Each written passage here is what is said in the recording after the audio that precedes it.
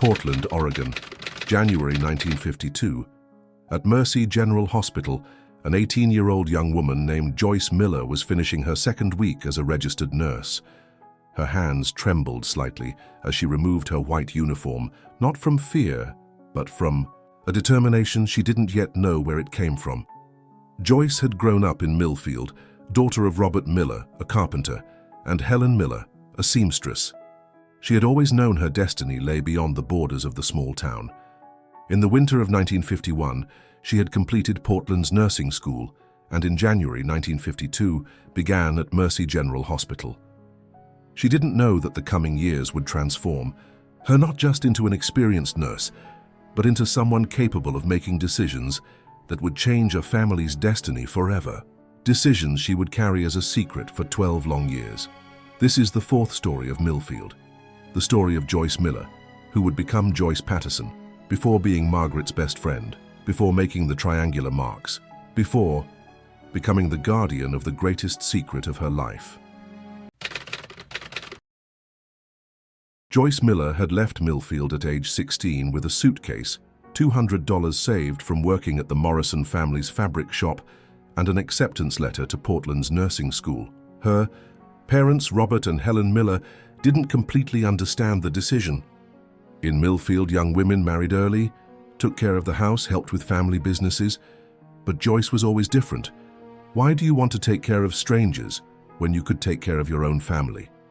Her father had asked at the farewell, because maybe that's exactly what I need to do, Dad.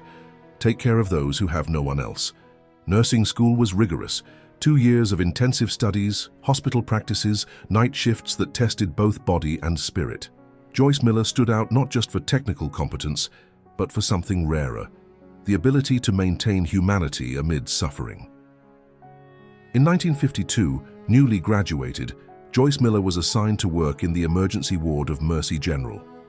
Portland was receiving wounded soldiers from the Korean War, and the hospital had become one of the main treatment units on the West Coast. There, Joyce saw for the first time what war really did to people. Soldiers arrived on stretchers, some with visible wounds, others with traumas that didn't show up on x-rays. "Nurse Miller," said Dr. William Bradley on a winter morning in 1952, "you have a rare gift. These men trust you in a way I've never seen before. What do you do differently?" Joyce hesitated before answering. "I treat them as if they were my brothers, Doctor, as if they were part of my family." "And why does that work?" "Because when someone is in pain, the last thing they need is another stranger. They need someone who truly cares." January 1952. During her first weeks as a registered nurse at Mercy General, Joyce Miller met David Patterson in the hospital lobby.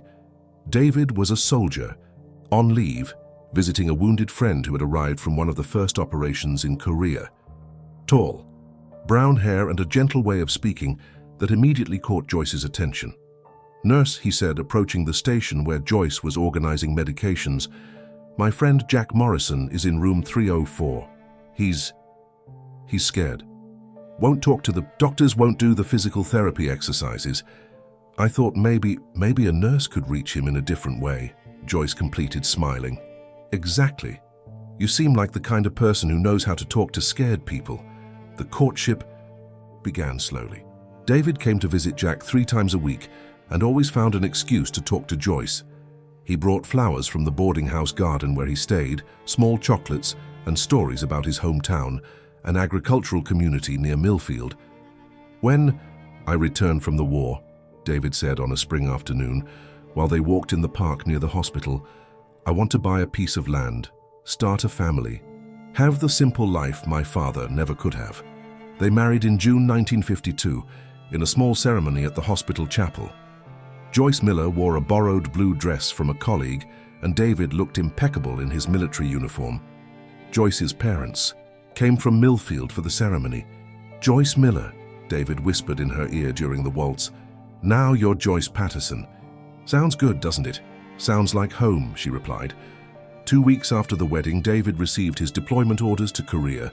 Joyce Patterson had just begun her life as a wife and registered nurse. "I will wait," she promised at the train station. "To no matter how long. "And I'll write every week," David promised. For 2 months, letters arrived religiously. David wrote about life at camp, about other soldiers, about how he counted the days to return home. Joyce kept each letter in a shoebox beside her bed, until October 1952, when the letters stopped coming. Joyce Patterson waited 2 weeks before calling the War Department. Then a month. Then 2 more weeks. It was in December 1952 that the official telegram finally arrived. "We regret to inform you that soldier David Patterson was killed in action." On August 15, 1952, Joyce read the telegram 3 times before collapsing on the floor of the small apartment she had shared with David for only 2 weeks. And as if life wanted to test her resistance to the limit, in March 1953, Joyce received the second devastating news. Her father, Robert Miller, had suffered a heart attack in Millfield. When Joyce arrived in Millfield the next day, Robert Miller had also passed away. In less than a year, she had lost the husband she could never care for, and the father she arrived too late to save. "You've lost too much for someone so young," her mother, Helen Miller, said on the night after her father's funeral. "At only 19 years old, first David, now your father. How can you still take care of other people?" "That's exactly why I need to care," Joyce replied, using the Patterson surname as armor against further losses. "Because I know what it's like to lose the people we love when we can't do anything to save them. And if I can prevent other families from going through the same pain, if I can be present when other people need it, then maybe these deaths have some meaning." If you're enjoying this video, please click the like button so YouTube can share it with more people. And if you enjoy this type of video, please subscribe to our channel. After 3 years in Portland, dealing with the pain of losing both husband and father, Joyce Patterson made a decision that surprised everyone at Mercy General Hospital. She was returning to Millfield. "Joyce, you're one of our best nurses," Dr. Bradley said when she handed in her resignation letter. "Why go back to a small town?" "Because I learned that life is too fragile to live away from the people who remain to love," Joyce replied. The return was bittersweet. Joyce Patterson was now a 21-year-old widow who carried more pain than many people twice her age. She had lost a husband in the war, had lost her father away from home. Joyce took the position of head nurse at Millfield's small hospital. She rented a house on Elm Street, not the little white house she had dreamed of buying with David, but a small but cozy house across the street. It was a few months after her return that Joyce entered Thompson's General Store for the first time. She needed Christmas decorations for her mother, something special to show that being home again meant starting over. The young employee who served her had a genuine smile and a way of listening that Joyce immediately recognized. It was the same care she tried to offer her patients. "You must be Margaret," Joyce said. "Everyone in town talks about the sweet girl from Portland who works here." "And you must be Joyce Patterson," Margaret replied.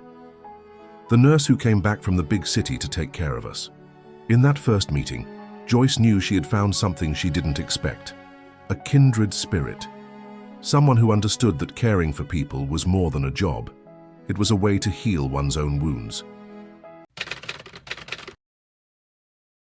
1956–1959. The years that followed were of a quiet happiness Joyce had never experienced. Her friendship with Margaret grew naturally. 2 young women who had chosen Millfield with purpose. Joyce accompanied Margaret through all the important milestones: the romance with Thomas, the marriage, the first years of matrimony, and especially the 3 years of attempts to conceive. As a nurse, Joyce knew that Margaret's difficulty conceiving wasn't uncommon, but as a friend she saw the pain it caused each month.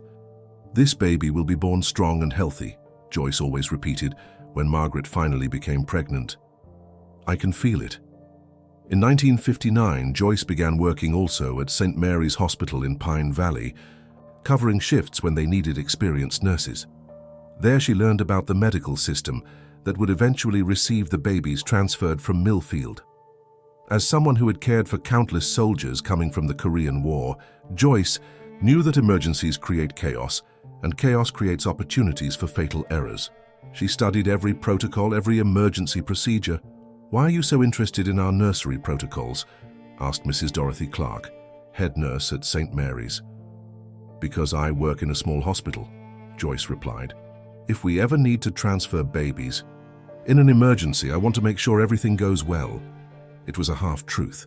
The complete truth was that Joyce had developed an intuition about coming emergencies, an ability acquired caring for wounded soldiers, where anticipating problems could mean the difference between life and death. October 1960.